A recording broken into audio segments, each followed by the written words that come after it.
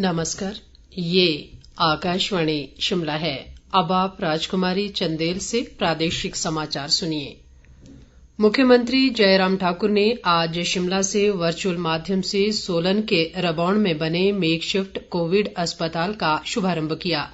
ये अस्पताल राधास्वामी सत्संग ब्यास के भवन में बनाया गया है और इस पर करीब 4 करोड़ रुपए की लागत आई है। इस अस्पताल में 200 ऑक्सीजन युक्त बिस्तरों की क्षमता है और इसका निर्माण 14 दिन की रिकॉर्ड अवधि में पूरा किया गया है। अपने संबोधन में मुख्यमंत्री ने समाज सेवा की दिशा में राधास्वामी सत्संग ब्यास द्वारा किए जा रहे कार्यों की सराहना की। उन्होंने कहा कि इस आध्यात्मिक संस्था द्वारा मंडी, परौर और सोलन में मेकशिफ्ट अस्पताल स्थापित करने के लिए अपनी संपत्तियां प्रदान कर राज्य सरकार को सहयोग दिया है। जयराम ठाकुर ने कोविड महामारी से प्रभावी ढंग से निपटने पर बल दिया।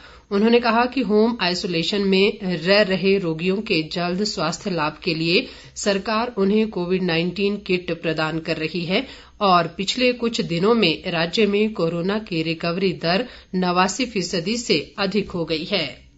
भाजपा के राष्ट्रीय अध्यक्ष जगत प्रकाश नड्डा, मुख्यमंत्री जयराम ठाकुर और केंद्रीय वित्त राज्य मंत्री अनुराग ठाकुर ने आज मेडिकल कॉलेज हमीरपुर व बिलासपुर जिले के घुमारवीं स्थित सामुदायिक स्वास्थ्य केंद्र में 140 LPM PSA ऑक्सीजन संयंत्रों की वर्चुअल माध्यम से आधारशिला रखी।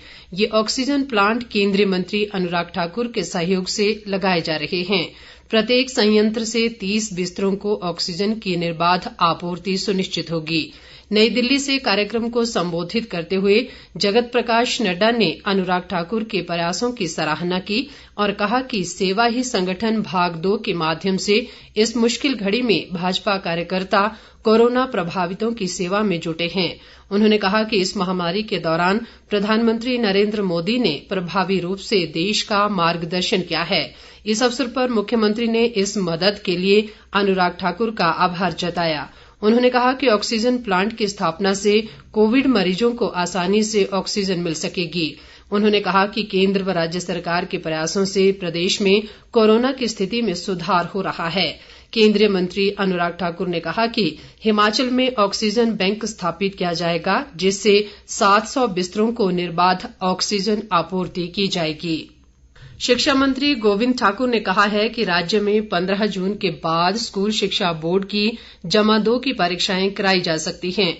उन्होंने बताया कि इसमें 1,10,000 विद्यार्थी भाग लेंगे और CBSE की तर्ज पर ही प्रदेश में परीक्षाओं को लेकर निर्णय लिया जाएगा।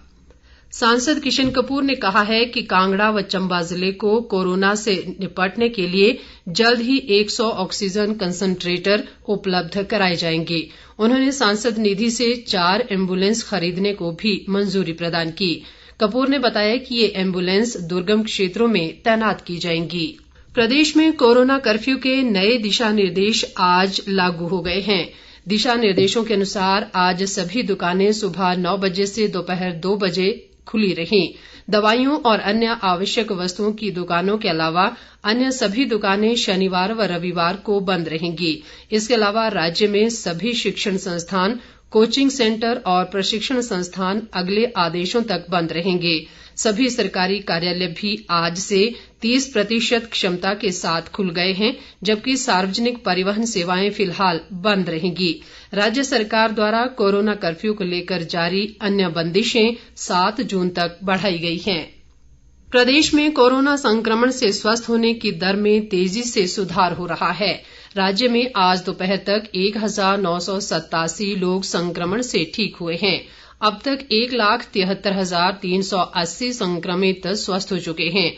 स्वास्थ्य विभाग द्वारा जारी बुलेटिन के अनुसार राज्य में आज कोरोना के 94 नए मामलों की पुष्टि हुई है। इनमें सिरमौर जिला में सर्वाधिक 51 मामले दर्ज किए गए। प्रदेश में कोरोना संक्रमितों का कुल आंकड़ा 1,89,559 तक पहुंच गया है। राज्य में कोरोना से अब तक 3,117 लोगों की मृत्यु हुई है।